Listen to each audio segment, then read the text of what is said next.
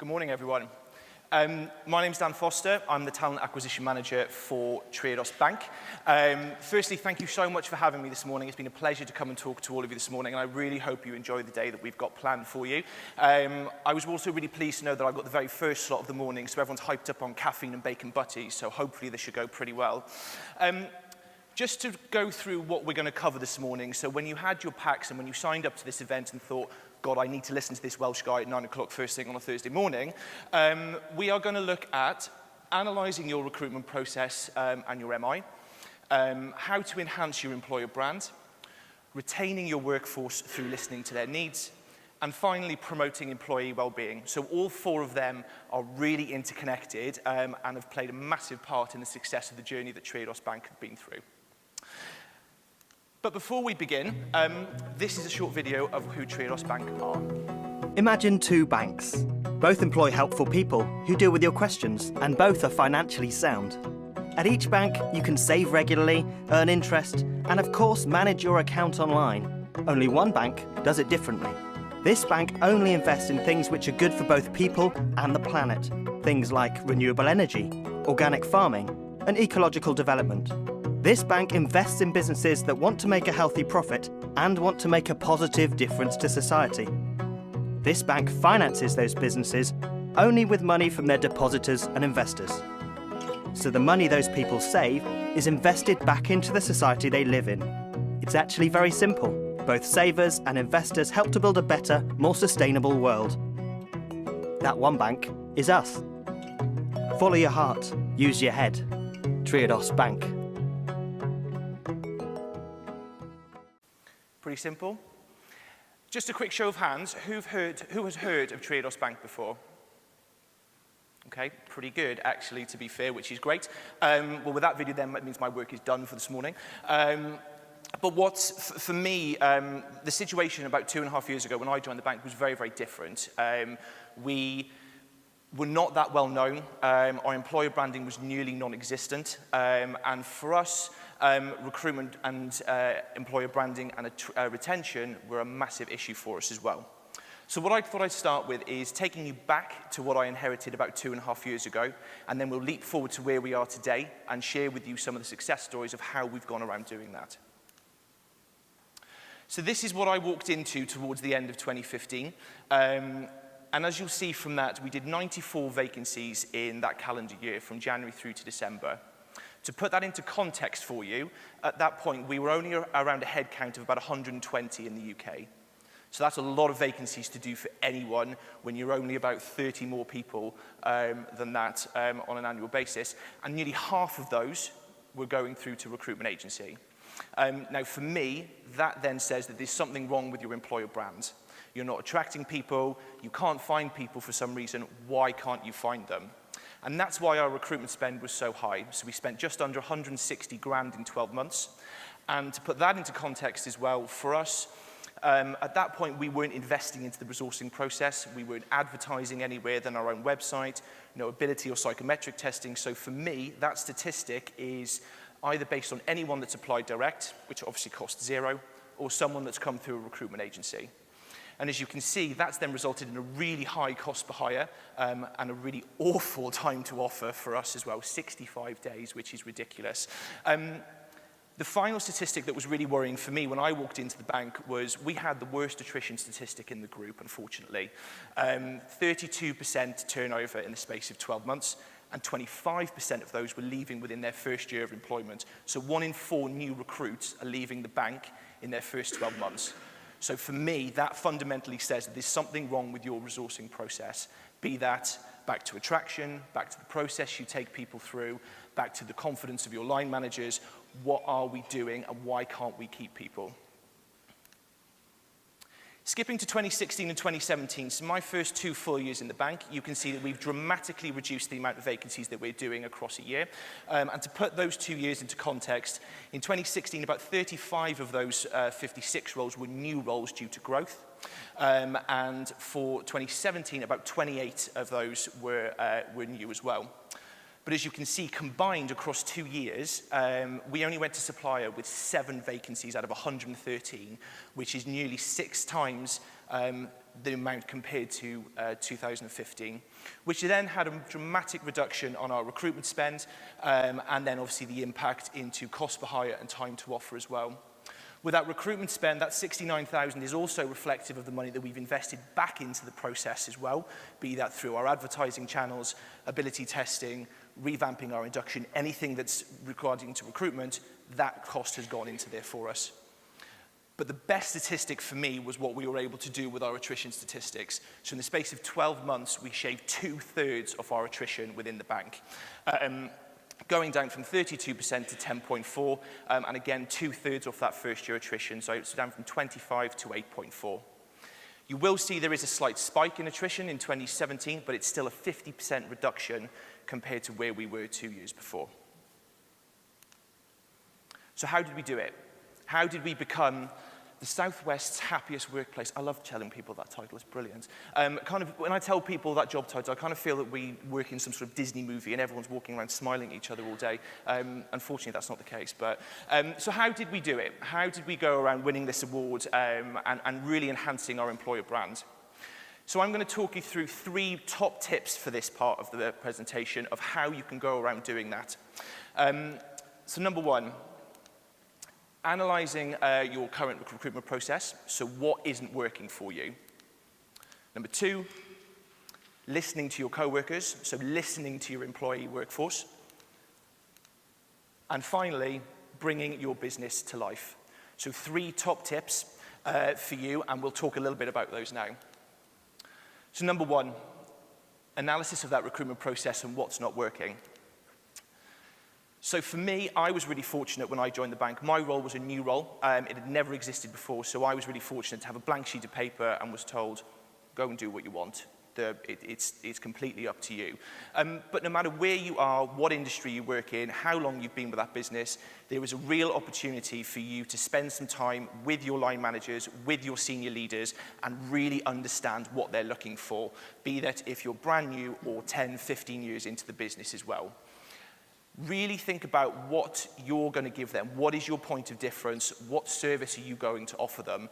And for us, I really wanted to ensure that that was a two-way street. So if you're going to be doing all of this work for your line managers, they have to give you something back. Commitment is a two-way street. You can't give them everything. Be that something as simple as, if I send you CVs today, you need to come back to me in 48, 72 hours or whatever that is. I need all your interview notes back by X date. Whatever those expectations are, make sure that they know that they have a crucial part of the process to play and the ownership is not all on you. Using MI to build your foundations. Now, we just looked at some of the statistics that we have. For us, we don't have flashy HR systems. I don't have an applicant tracking system at this moment in time, so unfortunately I live off Excel spreadsheets, but luckily there's someone in my team that enjoys Excel, so they can do that for me. But even if you don't have any form of MI, start tracking it. Think about what you want to track. You have to start somewhere. We introduced ability testing and psychometric testing actually through SHL. So for us, what I would class as our volume-based roles. So that would be our contact center and what we call custom operations, so the processing and opening of accounts, payments, that sort of thing. We introduced ability and psychometric testing, so nothing overly strenuous, verbal and numerical reasoning, and that has really, really shaved down the amount of candidates that then come through to the face-to-face side of the process. It saved time for line managers in terms of their diary. The candidates that they're meeting are becoming a higher caliber because they obviously have that technical ability to do the role, and our offer rate has been a lot higher, which then goes on to impact on the retention. Look at your advertising platforms. As I said, for us, we really were not utilizing that at all. It might sound really simple, but we were not advertising anywhere other than the Triodos website. That is ridiculous for anyone, and I'm sure all of you in this room think, gosh, how do you manage to do that? So for us, we did a big piece of work of, well, let's look at the types of roles that we recruit for, and where out there in the market are these types of roles being advertised. So we now use 4 different forms of platform. We use Read and Total Jobs from a job board perspective, LinkedIn from a social media platform, and we do sponsored advertising on Indeed.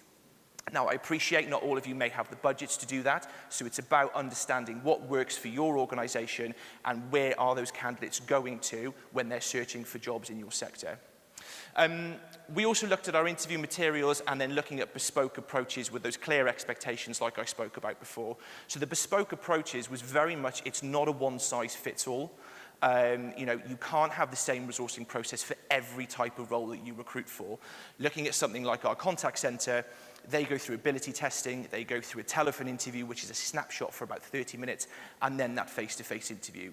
Whereas recruiting for something, say, ahead of, would be a very, very different resourcing process. So tailor your resourcing process depending on the type of role that you're recruiting for. And hopefully, once you've done those, that will streamline your agency use. And if you are very reliant on recruitment agencies, hopefully you'll be able to streamline that down by investing into the process and also the employer branding side of things, which we'll come on to in a second. Listening to your co-workers. So for us at Triodos, we call our employee workforce our co-workers. Yes, we have management, but we don't have a hierarchy kind of culture. Everyone is considered to be a co-worker, right from someone in that contact centre up to Bevis, who's our managing director. And this is probably one of my favourite sections to talk about because it really shows that everyone in your organisation has a voice.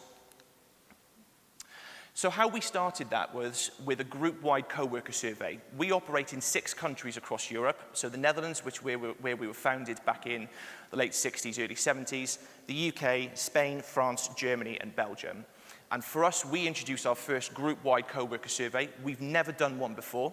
So coming back to the point I made on you have to start somewhere with regards to MI, that was a great snapshot for us of how our workforce across our 6 countries are feeling at this moment in time. What are we doing really well? Where are our development areas because we're far from perfect? And how can we enhance those development areas to become strengths and really continue to keep those strengths as key strengths for us? And what came out of that was really interesting. One of the big development areas for us was efficiencies. So a lot of co-workers across the group felt that we were taking too long in some of our processes, that too many people had to be involved in that decision-making process, which I'm sure we're all used to.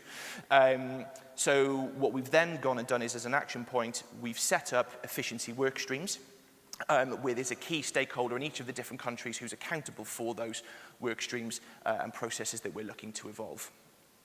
On the back of that, another area that we wanted to look at based on the co-worker survey was our benefits review.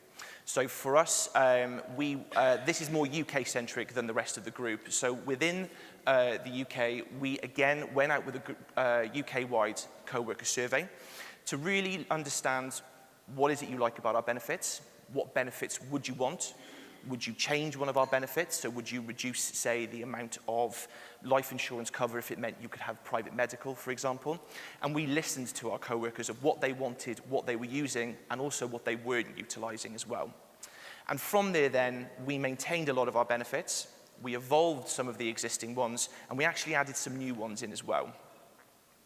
But if you don't have the budget or the money to do things like benefits reviews or group-wide surveys, you really want to bring your workforce to life. So we've done a massive push, and we've been doing it for years, on people bringing their passions to work. So if you know Triodos, you'll know that one of the reasons that we won the Southwest Happiest Workforce was due to those extracurricular activities such as yoga and mindfulness. We don't have external practitioners that do those for us. So, for example, our mindfulness is actually run by one of our guys from IT, would you believe it, and one of our business analysts. They are trained practitioners, and they offer their services to do lunchtime bite-sized courses, in that instance in mindfulness, and then other individuals in yoga as well. We're making leaps and bounds in terms of diversity, so we do have some individuals that are represented from European countries, but that's a big focus that I will come on into. But they're looking at doing language classes. So we have an individual in customer operations who wants to teach people Spanish. We have another individual that wants to teach us Dutch, because I appreciate that when our Dutch colleagues come over, their English is a lot better than my Dutch. But whatever you do, there's something that you can do that will always be free. We launched a social committee. So our social committee is built up of co-workers across the bank. It's not HR, it's not senior management, it's co-workers who are represented at different levels, different length of service, and they have a budget and they organise all of our social events, be that our Christmas party, summer barbecues, boat trips, quizzes, whatever that might be. If you do have the opportunity to invest into your people, invest into them through training. Spend some time with your senior managers and understanding what do people want to be trained in? What is it that actually could be specific to a particular business area? Or is this something that's quite wide across your organization that people are really passionate about? For us, mental health is a massive, massive talking point, as I'm sure it probably is for a lot of you, and there's a lot of stigma attached to mental health within the workplace. So for us, we took an active approach in terms of investing into that, and last year, 16 co-workers, including myself, went on a mental health first aid course, which now means 10% of our workforce in the UK, or just under 10%, are qualified mental health first aiders. We've also invested heavily into mindfulness courses, resilience courses, and we've just put together our first ever learning and development prospectus. So that L&D prospectus is in every single department with line managers, it's in our canteen area, it's everywhere, so that co-workers across the bank know the range of courses that we have available to them, be them if they cost something or right through to something that could be free, such as your induction process as well. And finally, recommend a friend. This has done me wonders. You may already have one, you might not have one, you may be thinking of introducing one. If you are looking at introducing one, for me, I would recommend increasing that bounty based on the level of that role. That's something that really helped me rather than doing a flat fee. And finally, bringing your business to life. So you've done all of this work. You've put all this effort into your employer branding and your resourcing process. What's the payback? So for us, looking at Triodos, we really wanted to ensure that we broke the norm of how people perceived us. If you think of banking, a lot of people automatically go to some middle-aged individual in a boxy pinstripe suit, quite stuffy, quite old-fashioned, and for us, we really wanted to be cool, sexy, that employer of choice for you as well. We've really looked at our interactive inductions as well. So a co-worker's induction period is 6 months.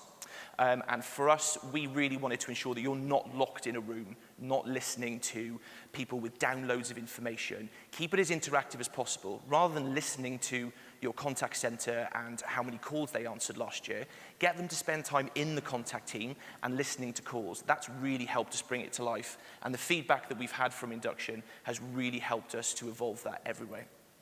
And finally, using your people MI as an employer of choice. So that could be looking at something such as how many people you have as part-time co-workers. What's that male versus female gender balance as well? If you have that, that's really going to help you when you're trying to attract individuals in the external market. So I just wanted to show, after all this work that we've done, some of the gender balance that we've been able to recruit within the business after we've invested into the employer branding. So you see a lot of these roles are quite senior roles, so our head of HR, our head of risk, head of credit risk, and also I wanted to include some fixed-term and part-time opportunities as well, just to really show that actually, from a resourcing point of view, we've really invested into trying to ensure that we actually have quite a gender balance, but without fudging the figures, so to speak. We really wanted to ensure that actually we have the right caliber of individual. So sharing some of those top-line statistics with you, as we said, 57 vacancies in 2017 were filled. 32% of those were done through internal hires. So through working with the business and working with line managers and having those clear expectations, nearly a third of our vacancies were filled internally. As we know, only 4 of those went to supplier. And 16.6% of our co-workers have utilised our flexible working policy. So 16.6% of our workforce in the UK, which is now just under 180, work part-time or utilise that flexible working request. 50.3%, that is our management team. So and that actually is the amount of female managers that we have within the business as well. That 0.3% is obviously based on the flexible working side of things. And finally, 60% of our senior leaders, so those that report into our managing director, are female. So we've worked really hard to ensure that we start promoting these sides of things when we want to enhance that employer brand and become that employer of choice and why we're one. So finally, some key action points for you if you're looking to enhance your employer brand. Review that current situation. Start somewhere. You have to start today if you haven't started to look at that already. And as I said, listen to your co-workers. A lot of people are scared of MI and a lot of people are scared of Excel. I know I am. But it's about ensuring that actually you start somewhere. If something is really bad, that's absolutely fine because then you can look to better that across the calendar year. Look at competitor analysis, not just targeting people within your own sector. For me, I always look at other organizations outside of Triodos, so brands such as in the retail sector, Selfridges, Marks & Spencer, moving into brands such as Coca-Cola, Pepsi, Unilever, Innocent. What are all these other brands doing? Because they could be something that translates into what you want to achieve as a business as well. And the big one there is phase your approach. Don't do everything at once. It will literally be too much for your business, too much for your line managers, and too much stress on you guys as well. Be yourself. That's an obvious thing for me to say. Don't try and market yourselves as something that you're not, because that will have an impact on individuals when they join your business, which will then have an impact on your attrition. And then you could find yourselves actually in the same situation that you started even after spending money and time into your employer brand as well. And embrace social media. There's been a long conversation which I've had with multiple peers and colleagues around, are recruitment professionals becoming more marketeers? Are we expected to enhance social media into our job descriptions? Is it something that's becoming the norm for that resourcing professional as well, not just our marketing department as well?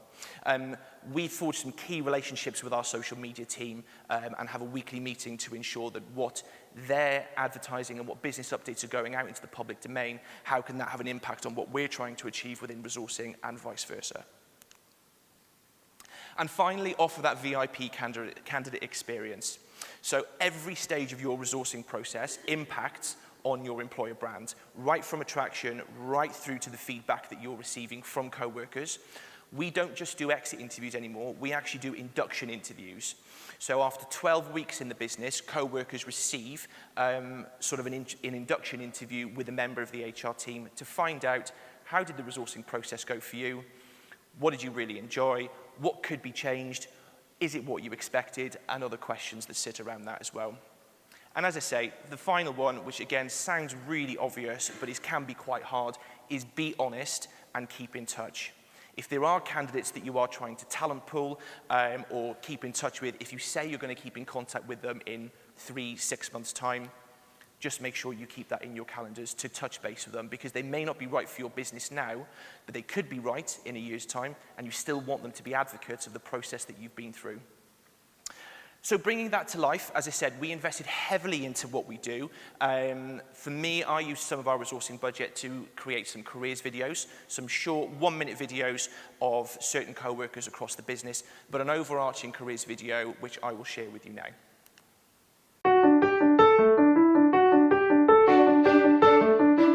Sometimes at a large corporate you feel like you're just following the motions, but here what excites you is people probing, questioning, challenging, thinking about why we're here and doing what we're doing. This is an environment where people are here because they choose to be here. You're part of a community that are really committed to making things happen.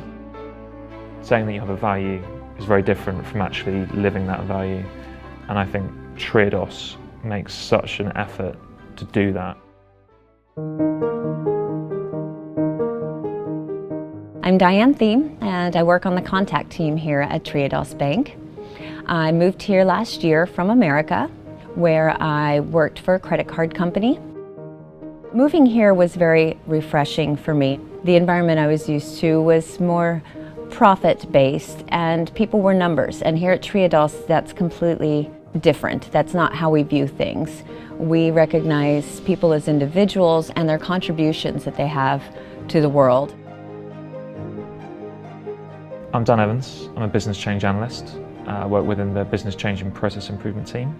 My journey into Triodos started at my previous role. I was working on a large transformation program for one of the big retail banks. And I was doing some research on different types of banking proposition in the UK.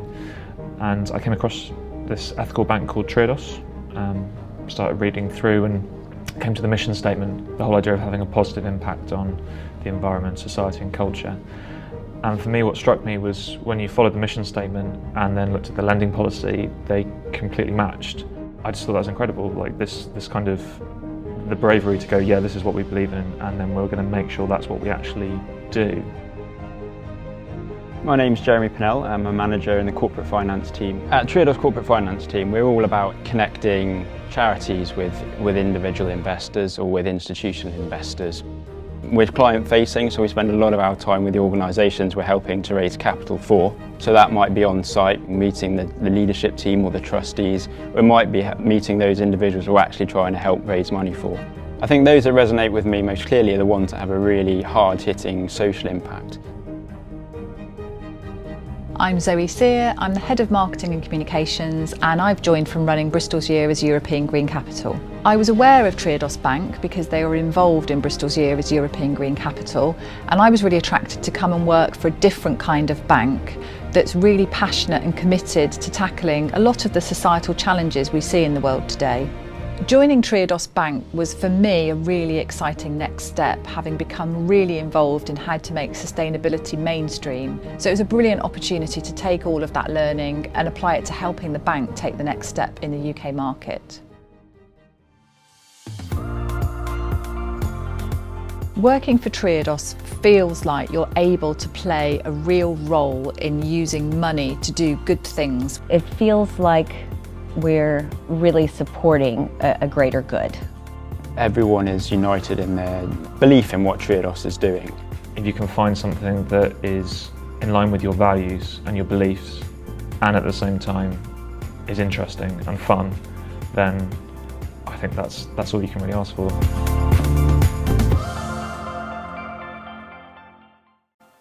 So for us, the 4 individuals that we profiled there actually volunteered. So if you are going to invest into this type of employer branding, I would really go out to your workforce first and ask for volunteers rather than pre-selecting people. You'll always find that they're a lot more receptive. And for us, we wanted to pick different business areas to break the mold that we were talking about earlier as well. So what's next for us? Diversity is a massive thing for us as an organisation. We are trying to invest heavily into our diversity. So we have just created our diversity and inclusion policy. And the vision for myself is that we will create, similar to that social committee, we will create a diversity forum as well of co-workers who want to volunteer across the bank to support that. We're also a levy-paying employer, so we're looking at investing into the apprenticeship side of things. And I'm just designing our first internal talent scheme with our head of HR as well. And finally, as I say, we're looking at automating a lot of our processes, so we're looking at implementing our first applicant tracking system and refreshing our HR systems as well. Thank you very much.